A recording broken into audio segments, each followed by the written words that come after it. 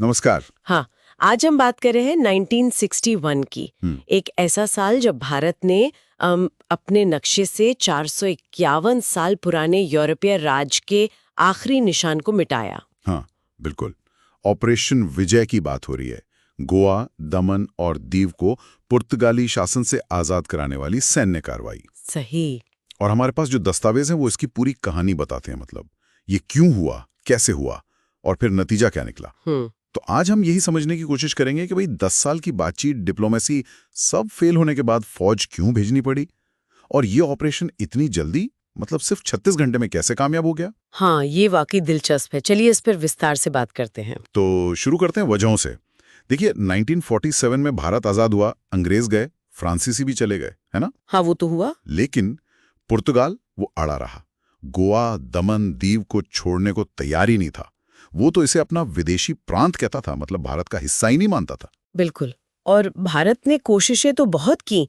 1 दशक से ज्यादा बातचीत चली, अंतर्राष्ट्रीय दबाव बनाने की कोशिश हुई, पर पुर्तगाल वो टस से मस नहीं हुआ। और उधर गोवा के अंदर भी तो आजादी की आवाज उठ रही थी। हाँ, बिल्कुल। स्थानीय लोगों में बेचैनी थी, वो आजादी चाहते थे, और भारत में भी सरकार पर जनता का दबाव बढ़ रहा था।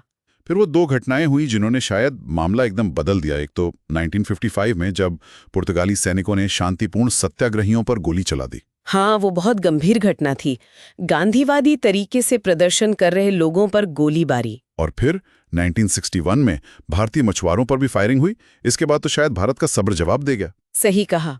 ये समझना जरूरी है कि गोवा सिर्फ कोई ऐसी वैसी कॉलोनी नहीं थी। वो तो 1510 से, मतलब 450 साल से ज्यादा भारत में यूरोप की सबसे पुरानी बसावट थी। 450 साल। हाँ, और पुर्तगाल का जो रवैया था वो सिर्फ जिद नहीं थी। वो असल में मानते थे कि गोवा उनके देश का ही एक हिस्सा है। इसीलिए वो उसे कॉलोनी नहीं, विदेशी प्रांत कहते थे। अच्छा, ये बात है। हाँ, और जो 1955 और 1961 की गोलीबारी की घटनाएं थीं, उन्होंने एक तरह से ये साफ कर दिया कि अब बातचीत से कोई हल निकलने वाला नहीं है। डिप्लोमेसी के रास्ते लगभग बंद हो गए थे। तो फिर सैन्य कार्रवाई ही विकल्प बचा। ऐसा लगने लगा था, और इसी के बाद ऑपरेशन विजय की योजना बनी। कोड नेम रखा गया विजय, यानी जीत। लक्ष्य क्या था इसका? लक्ष्य साफ था, कम से कम खून खराबे के साथ बहुत तेजी से इन इलाकों को भारत में मिलाना। और इसके लिए तैयारी कैसी थी? मतलब फोर्सेस कितनी लगाई? तैयारी काफी बड़ी थी। भारत ने करीब 30,000 सैनिक उतारे। इसमें 17वीं इन्फेंट्री डिवीजन थी, 50वीं पैराशूट ब्रिगेड थी, मतलब काफी तगड़ी फोर्स थी। नेवी ने समुद्री नाकाबंदी कर दी और एयरफोर्स ने खास ठिकानों को निशाना बनाया, जैसे डबलिम एयरपोर्ट, रेडियो स्टेशन, बैरक्स वगैरह। और दूसरी तरफ पुर्तगाली सैनिक कितने थे? उनकी संख्या बहुत कम थी।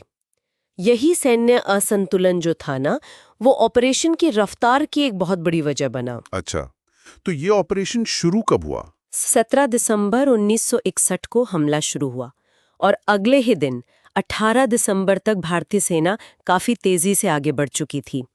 पुर्तगालियों का प्रतिरोध बहुत ही कमजोर था, कहीं कहीं छिटपुट था बस। इतनी तेजी से? इसकी क्या वजह थी? सिर्फ सैनिकों की संख्या का फर्क? संख्या का फर्क तो था ही, वो बहुत बड़ा कारण था। लेकिन एक और बात थी, पुर्तगाल उस वक्त अंतर्राष्ट्रीय स्तर पर काफी अलग थलग पड़ गया था। हाँ, मतलब देखिए, ये कोल्ड वॉर का दौर था, लेकिन फिर भी अमेरिका, ब्रिटेन जैसे पुर्तगाल के नेटो सहयोगी भी इस पुराने औपनिवेशिक मुद्दे पर उसका खुलकर साथ देने से हिचक रहे थे। दुनिया भर में एंटी कॉलोनियल माहौल था। सही बात है। और एक और अहम बात, वहां जो पुर्तगाली सैनिक तैनात थे, उनका मनोबल भी बहुत गिरा हुआ था।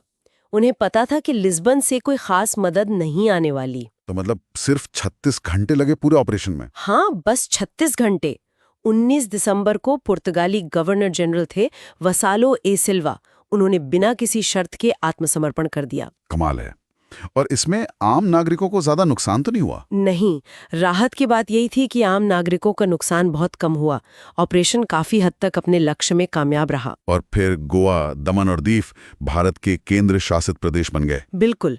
शुरुआत में उन्हें केंद्र शासित प्रदेश का दर्जा दिया गया। दुनिया भर से कैसी प्रतिक्रिया आई इस पर? आपने कहा पश्चिमी देश आलोचना कर रहे थे। हाँ, अमेरिका, ब्रिटेन जैसे देशों ने भारत के बल प्रयोग की आलोचना की, लेकिन सोवियत संघ और कई अफ्रीकी एशियाई देशों ने भारत का खुलकर समर्थन किया। उन्होंने इसे उपनिवेशवाद के खिलाफ एक जरूरी कदम माना। और भारत में तो जश्न का माहौल होगा। जबरदस्त। भारत में इसे उपनिवेशवाद के अंत के तौर पर देखा गया, एक राष्ट्रीय गौरव का क्षण था। और बाद में गोवा तो राज्य बन गया, है ना? हाँ, गोवा 1987 तक केंद्र शासित प्रदेश रहा, फिर उसे पूर्ण राज्य का दर्जा मिला।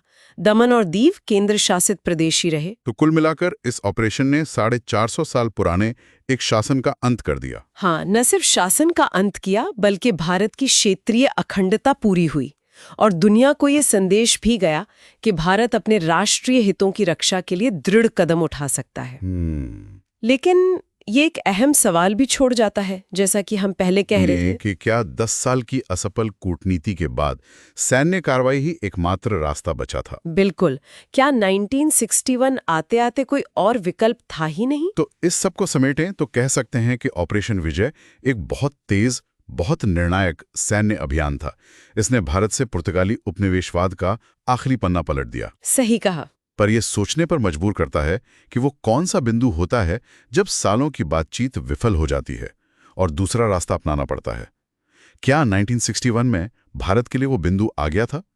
ये सवाल वाकई सोचने लायक है।